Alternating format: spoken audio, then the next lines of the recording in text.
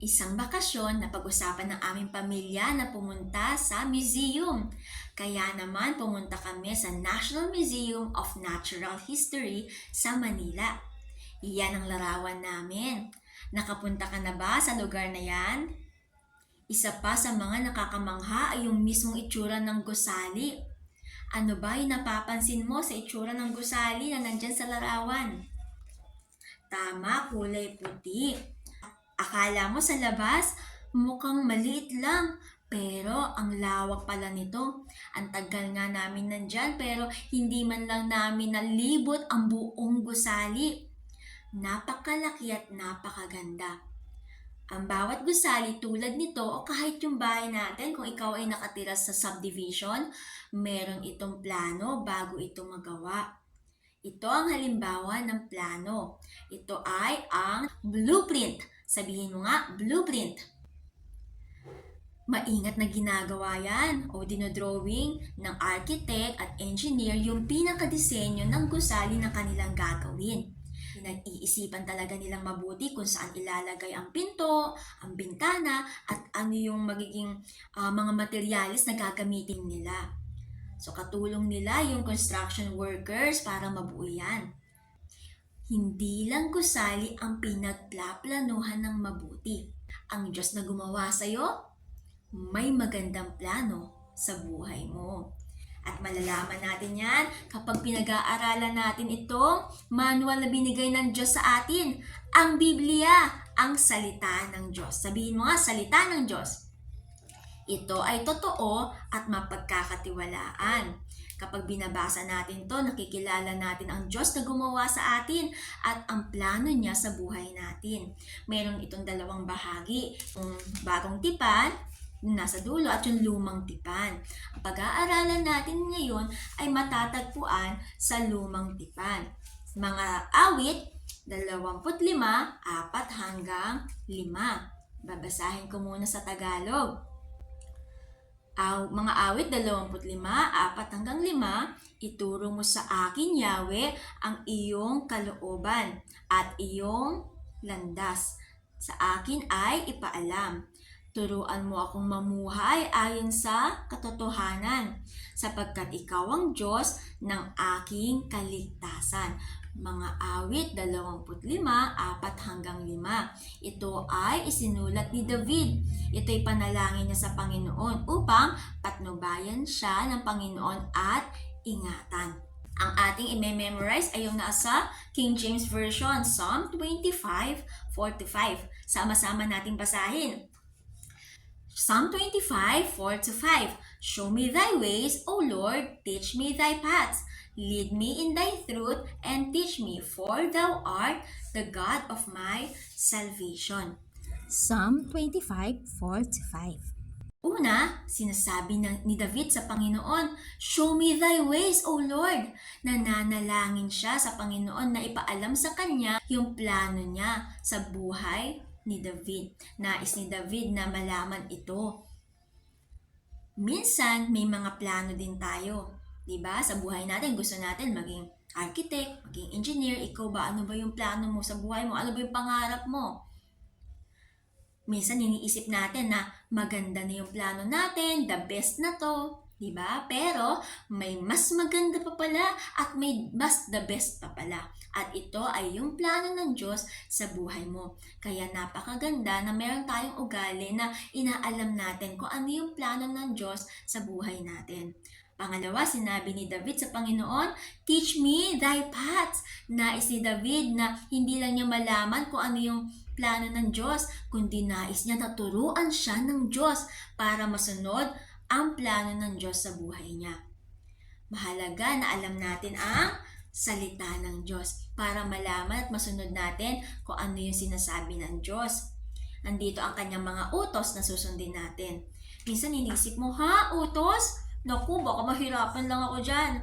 Pero, ang hindi binigay ng Diyos ang utos para pahirapan ka. Ibinigay ng Diyos ang utos para mapabuti ka at masunod mo yung nais niya Masunod mo yung utos niya at mangyari yung magandang plano niya sa buhay mo. Kaya every time na binabasa mo ito at nalalaman mo ang utos ng Diyos, magiging masaya ka na sundin ito. Kasi alam mo na kapag nasunod mo ito, mangyayari yung magandang plano ng Diyos sa buhay mo.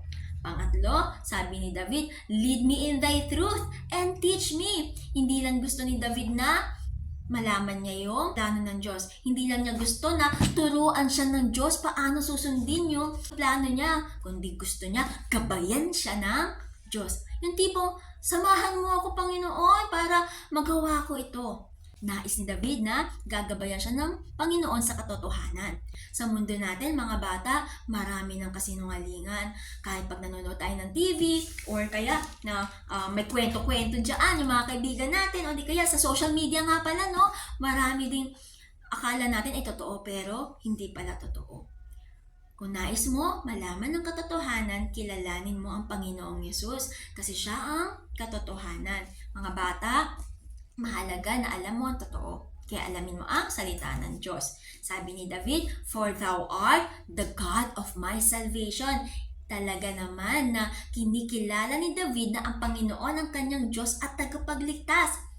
Bata, maisa lang Diyos. May isa lang tagapagligtas at siya ang Panginoong Yesus. Kung isipin mo, no, Panginoong Yesus, Diyos na siya pero naging tao siya. Bakit? Kasi nais niya na iligtas tayo sa kaparusahan ng ating mga kasalanan. Pinakaunang plano ng Diyos ay iligtas ka, maligtas ka at makasama niya sa langit. Kaya nga, ibinigay niya ang kanyang buhay sa cross. Namatay siya, ililibing, pero siya ay muling nabuhay. At nais niya nabigyan ka ng pag-asa na kahit gaano kahirap sa mundo, kahit minsan may problema, si nanay at si tatay, may problema sa bahay, minsan nalulungkot ka, napagalitan ka, may pag-asang binibigay sa iyo ang Diyos. At yun yung kaligtasan na yun.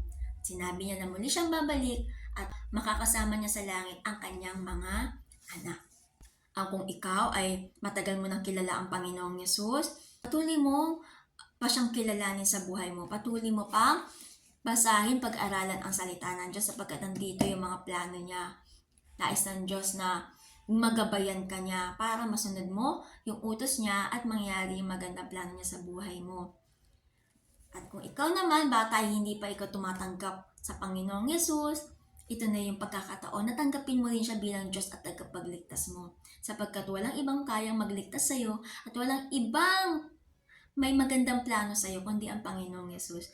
So, ang challenge, patuloy natin kilalanin ang Panginoong Yesus at sundin ang kanyang mga utos. At sa gayon, masusunod natin at mangyayari din naman yung magandang plano ng Diyos sa buhay natin. Sama-sama natin basahin yung verse sa Psalm 25:4-5. Mga bata, kabisaduhin natin kapag si teacher, nakaganto yung kamay ko, basahin natin ito ng katamtaman. Kapag nakataas, basahin natin ng malakas. Kapag nakababa, basahin natin ng mahina. Psalm 25:4-5. Show me thy ways, O Lord, teach me thy paths. Lead me in thy truth and teach me, for thou art the God of my salvation. Psalm 25:4-5. Show me thy ways, O Lord, teach me thy paths. Lead me in thy truth and teach me, for thou art the God of my salvation. Psalm 25:4-5. Bilisan natin! Ready, go! Psalm 25:4-5. Show me thy ways, O Lord, teach me thy paths. Lead me in thy truth and teach me, for thou art the God of my salvation. Psalm 25:4-5. Psalm 25:4-5. Show me thy ways, O Lord, teach me thy paths. Lead me in thy truth and teach me, for thou art the God of my salvation. Psalm 25:4-5. Minsan pa, Psalm 25:4-5. Show me thy ways, O Lord, teach me thy paths. Lead me in thy truth and teach me, for thou art the God of my salvation. Psalm 25:4-5. Isa pa, Psalm 4 to 5. Show me thy ways, O Lord. Teach me thy paths. Lead me in thy truth and teach me. For thou art the God of my salvation. Psalm 25, 4 to 5. So ngayon, tingnan naman natin kung sino sa inyo ang makakapagkabisado ng Psalm 25, 4 to 5.